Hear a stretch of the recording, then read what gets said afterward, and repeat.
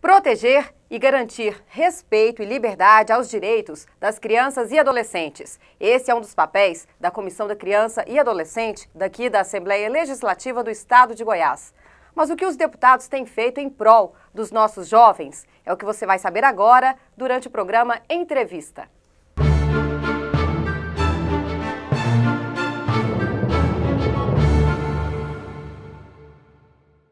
E para fazer um balanço dos trabalhos da Comissão da Criança e do Adolescente aqui da Assembleia Legislativa, o programa Entrevista recebe o presidente dessa comissão, deputado Carlos Antônio, do PSC. Muito obrigada, deputado, pela sua presença aqui. Eu é que agradeço, é sempre um prazer poder estar aqui. Deputado, o ano de 2011 foi bastante focado no trabalho dos conselhos tutelares, né, do Estado inteiro. Por que a comissão escolheu debater e focalizar nesse tema?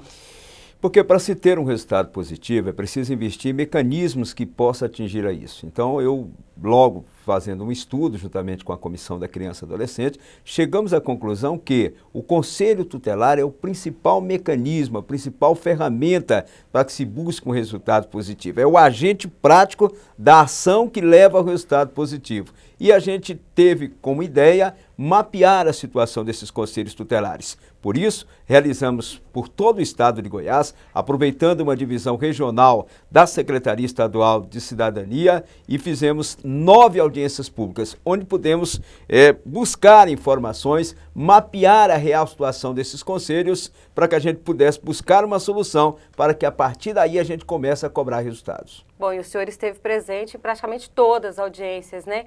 Resumindo, a situação é crítica?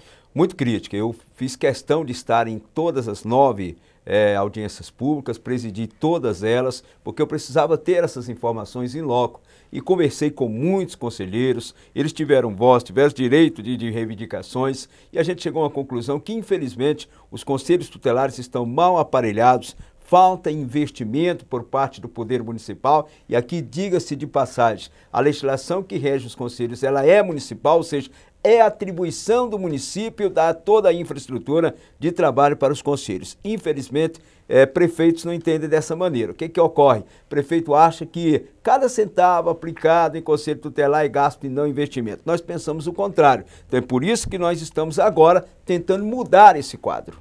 Bom, e a TV Assembleia acompanhou o deputado durante todas essas audiências, a gente esteve presente, viajou bastante. Vamos ver o VT? Roda aí o vídeo pra gente. A Comissão da Criança e do Adolescente da Assembleia Legislativa do Estado de Goiás, ciente das responsabilidades que lhe cabem em razão de sua competência regimental, aprovou a realização de audiências públicas para fazer um mapeamento da situação dos conselhos tutelares em todos os municípios goianos.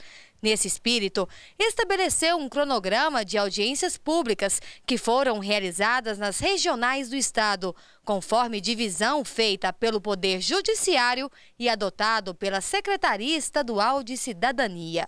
A primeira reunião, marcada para o dia 19 de agosto, atendeu a região metropolitana e teve como sede o município de Senador Canedo.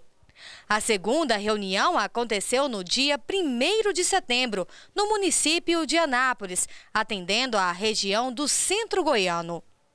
O município de Porangatu sediou o encontro da região do Norte Goiano, que aconteceu no dia 15 de setembro. A região do Nordeste Goiano e em torno do Distrito Federal recebeu a Comissão da Criança e Adolescente em audiência realizada no dia 22 de setembro. A audiência pública que atendeu a região sul do estado foi realizada no dia 29 de setembro, tendo como sede o município de Morrinhos. O município de Rio Verde sediou no dia 6 de outubro a audiência pública, desta vez atendendo a região sudoeste do estado de Goiás. No dia 27 de outubro, a Comissão da Criança e do Adolescente realizou a audiência pública para atender a região noroeste do estado, tendo como sede a cidade de Goiás, antiga Vila Boa. A região sudeste do estado teve audiência pública no município de Catalão, realizada em 7 de novembro. Fechando essa etapa pelo interior do estado, São Luís de Montes Belos sediou em 17 de novembro a audiência pública da região oeste do estado. Durante as audiências públicas, alguns casos foram apontados como os de maior índice de ocorrência, dentre eles as drogas, o alcoolismo, a pedofilia, o abuso e a exploração sexual, a violência doméstica e o abandono.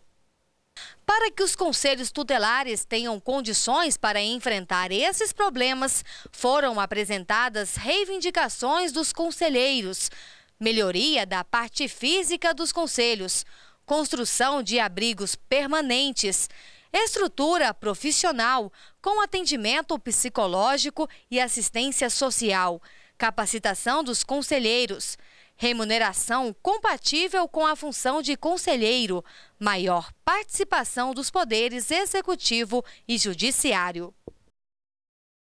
Ao final das audiências públicas, ficou estabelecida a parceria entre a Comissão da Criança e do Adolescente da Assembleia e os conselhos tutelares. O objetivo da parceria é oferecer melhores condições de trabalho aos conselheiros tutelares, agente principal da rede de proteção dos direitos da criança e do adolescente. Digo sem nenhum receio de errar, foi altamente positivo o resultado. Tivemos como mapear a situação dos conselhos tutelares. Hoje sabemos qual é a realidade dos conselhos tutelares do estado de Goiás, sabemos como vamos agir e como poderemos resolver a situação que em muitos casos chega a ser caótica. Então, a partir de agora, é a gente poder colocar isso à mesa, poder chamar as autoridades e conseguir as conquistas. Bom, deputado, como a gente pôde ver na reportagem, uma das maiores reivindicações dos conselheiros é com relação ao aparelhamento mesmo, né, dos prédios. Muitos pagam aluguel. Realmente é a reivindicação maior deles? Olha, além da questão da infraestrutura em si, que é a questão do local, da acomodação, da instalação, tem a questão de veículos também, que infelizmente muitos conselhos não têm sequer um veículo para se locomover. Tem a questão salarial. É inadmissível que um conselheiro, com a responsabilidade que tem, né, receber apenas um salário mínimo, com descontos. Tem conselheiro que recebe 300 e poucos reais e a responsabilidade é muito grande, porque a mesma responsabilidade de um conselheiro do interior é a mesma de um da capital, ou seja, a função é a mesma. O ECA não diz, olha, o conselho do interior tem menos responsabilidade, não existe isso. A responsabilidade é a mesma, a diferença salarial é que é muito grande. Tem também a questão do aparelhamento em si, tem conselho que a mesa está escorada com tijolo, quer dizer, é inadmissível uma coisa dessa, né? A mesa, se você der um tapinha, ela cai.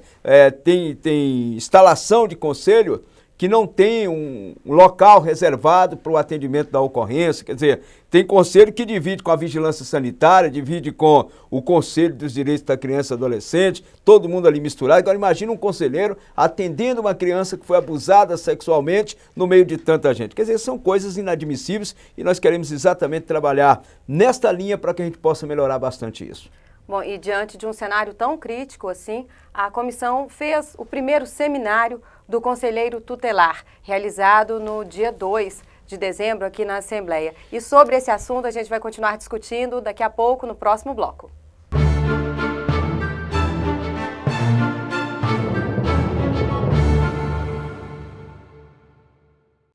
A violência contra a mulher traz marcas nada animadoras. O vermelho da vergonha, o roxo da dor, o preto do luto. Mas o Cevan acredita que o futuro de toda mulher pode ser melhor, porque a consciência de todo homem sempre pode mudar. Aproveite o Dia Internacional da Mulher para dar fim ao silêncio e ao sofrimento. 3213-2233. Maria! Não começa, Heitor. Para. Você me mata de raiva, Maria! Pelo amor de Deus, os vizinhos... Cala a boca, piranha! Tá preocupada? Para, Heitor, não faz isso de novo. Pelo amor de Deus, para, pai, para! Maria! O estrago que a violência doméstica causa vai muito além das marcas que ela deixa. Todo mundo ouve quem manda aqui! Ajude o Cevan a continuar salvando vidas. Você sabe o que faz o Tribunal de Contas da União? Ele é um órgão de fiscalização a serviço da sociedade para avaliar se o dinheiro público federal está sendo bem utilizado. Só em 2009, o trabalho do tribunal economizou mais de 22 bilhões de reais para os cofres públicos. Mas o TCU quer melhorar a sua atuação e garantir mais benefícios para o cidadão. Por isso, está revendo o seu planejamento estratégico e quer ouvir a sua opinião. Participe! Acesse www.tcu.gov.br.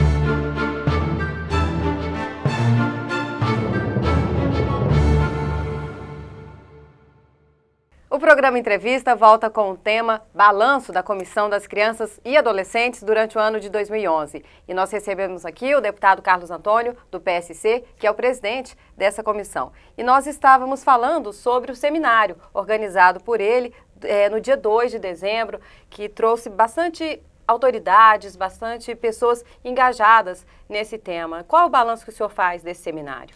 Olha, extremamente positivo. A causa é muito interessante, né? A causa da criança e adolescente, se todo mundo tivesse uma atenção especial, certamente nós não teríamos uma geração criminosa. Então, tudo começa ali, no investimento na criança e adolescente. Talvez por isso, o sucesso desse movimento todo, o seminário contou com a presença do governador Marconi Perillo, da senadora Lúcia Vânia, do deputado federal João Campos, entre outras autoridades, o Conselho Estadual da Criança e Adolescente, dos Direitos da Criança e Adolescente, na pessoa do seu presidente Edson Lucas, a Associação de Conselheiros esteve representada na pessoa do seu presidente, da sua presidente, no caso, a Ana Lídia. Enfim, houve realmente um interesse geral. E para nossa alegria, para nossa felicidade, para que a gente fechasse esse ciclo todo com sucesso, o governador Marconi Perillo anunciou investimentos à causa. Ou seja, vai doar inicialmente 20 viaturas equipadas para conselhos mais carentes, está doando um notebook para cada conselho tutelar do Estado e também fez o compromisso de que a cada R$1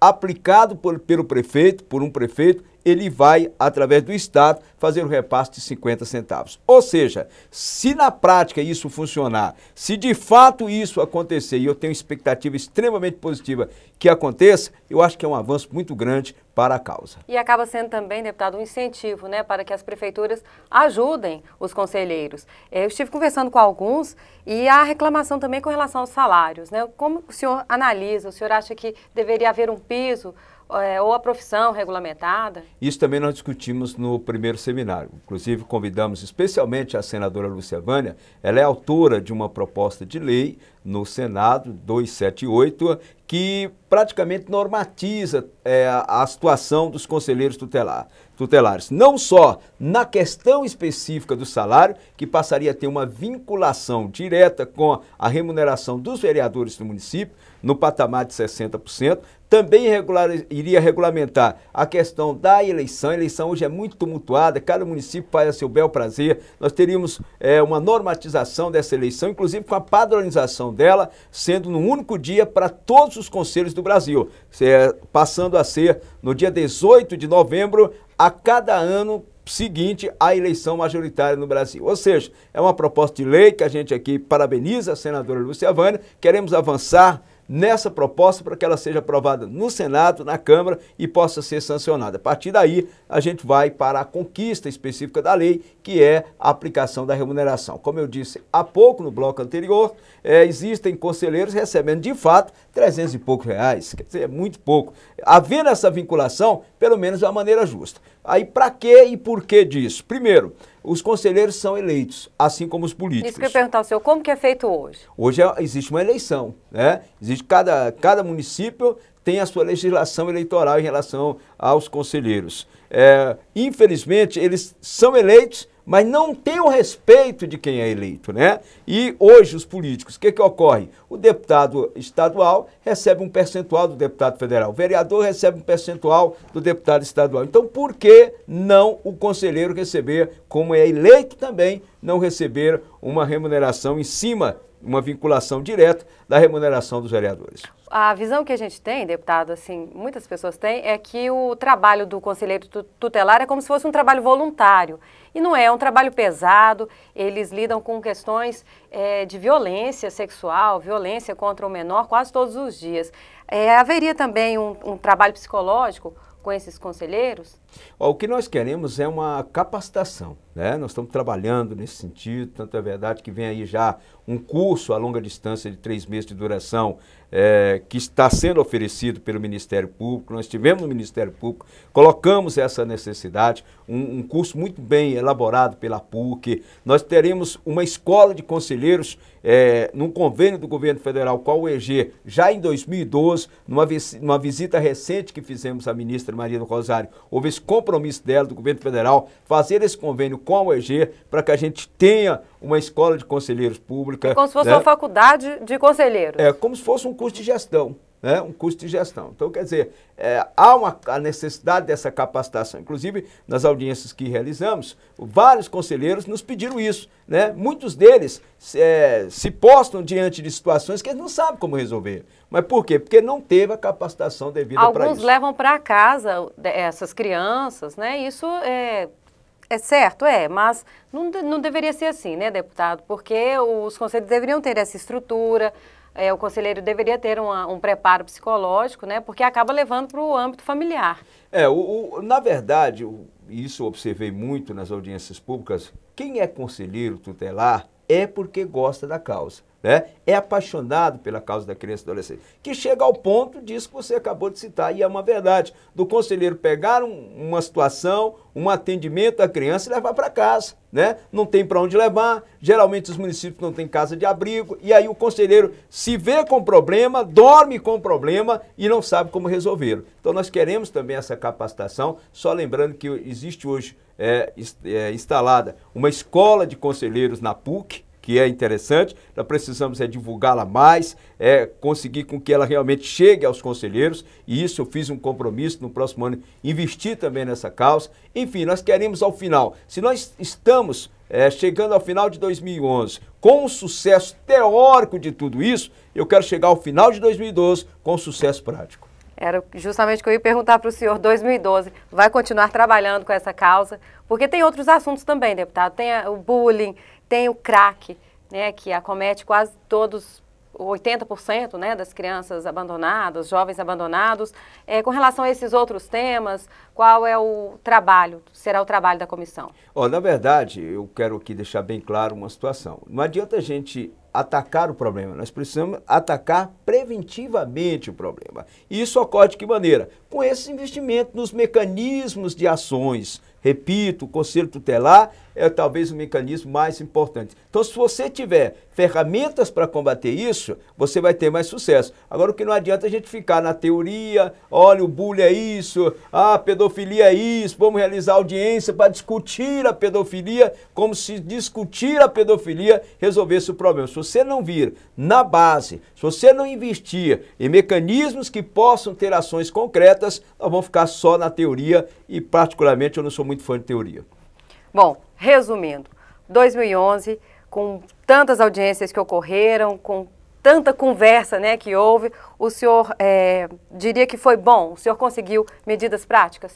Com toda certeza. Tanto é que chegamos ao final do ano com o compromisso do governador de investimentos. E olha que a legislação ela é municipal. O governador está fazendo isso por ser um governador atento aos problemas do Estado e certamente quer uma solução. Tanto é verdade, recentemente nós tivemos uma estatística sendo apresentada pela Secretaria Nacional dos Direitos Humanos, em que Goiás aparece como o 6º estado a ter mais casos de meninos de rua e meninos na rua. Quer dizer, é uma situação que é vexatória para o Estado, né? Inclusive a pesquisa ela foi questionada por alguns órgãos aqui do Estado, mas é uma realidade, senão não aparecia com essa estatística aí. Então nós precisamos também avançar e combater isso, através dessas ferramentas que nós queremos agir. Então nós chegamos ao final desse ano, não só com as audiências públicas que realizamos com os conselheiros tutelares, mas nós tivemos uma ação nesse ano de 2011 que eu reputo também como interessante. Nós realizamos aqui na Assembleia um encontro dos presidentes de comissões atinentes à criança e adolescente das Assembleias do Brasil. Ou seja, aqui nos reunimos e aqui saiu uma frente parlamentar para acompanhar os projetos que são atinentes à criança e adolescente na Câmara e no Senado. Recentemente estivemos em Brasília com essa comissão, com 14 deputados estaduais, visitamos senadores, visitamos a ministra Maria do Rosário. Para quê? Para que a gente saiba de fato o que está sendo investido na criança e adolescente. adolescente. Ou seja, nós buscamos um rumo, né? Temos um norte, pegamos uma bússola e, graças a Deus, ele tem nos abençoado bastante. Que bom, deputado. Essas viaturas devem chegar até quando aos conselhos? Nós estaremos nos reunindo com o Conselho Estadual da Criança e Adolescente, né, dos Direitos da Criança e Adolescente do Estado.